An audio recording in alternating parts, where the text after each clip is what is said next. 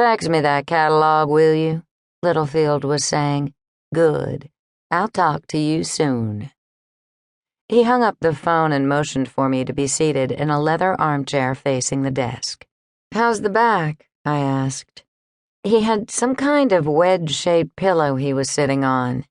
There were large bags under his eyes, and his color was still pale. Dandy, he said sarcastically. I've had it x-rayed this morning, and they tell me it's nothing surgery and 6 months flat on my back won't take care of. But what about you? Have you any ideas on how to track down my diary? I thought you might be at Bridget's funeral, I blurted out. He frowned. Under the circumstances, I decided it would be best to stay away. I've made a donation to the Humane Society in her name. That damned Siamese was hers. I had forbidden her to bring it into the house, but she sneaked it in anyway while she was sleeping on the 3rd floor. She said the cat couldn't sleep without her. Now, about the diary? Right, I said briskly. I'd like to have the names of the people who'd expressed an interest in buying it. In fact, I need the names of everyone you'd approached to sell the diary. He opened a drawer in the desk and pulled out a manila file folder. Extracting a piece of paper from it, he handed it over to me. There were 3 names typed neatly, with addresses and phone numbers below. These were the only 3 I approached directly, he said. But news of a find like this travels rapidly through the marketplace.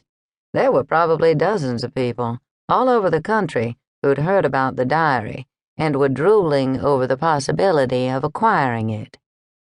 So you're telling me you have no way of knowing how many people might have known about the diary's existence? Correct. I read over the list. There were 2 institutions, Emory University and the University of Georgia listed, and 1 individual, someone named Stephen Blakeford. Who's this guy? Speedy Blakeford? He's in oil and gas in Houston. I'd never heard of him until his lawyer called and asked me to send a photograph and descriptions of the diary. It turns out that Mr. Blakeford is something of a speculator. He buys things, the rarer the better, holds on to them for a short while, then sells them again, usually to the Japanese, at an enormous profit.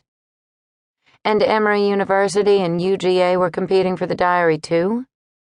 I was surprised that a state institution, especially one more noted for football than its library, had the means or the interest to buy something as rare as Lula Bell Bird's diary, and I said so. You're wrong, Littlefield said.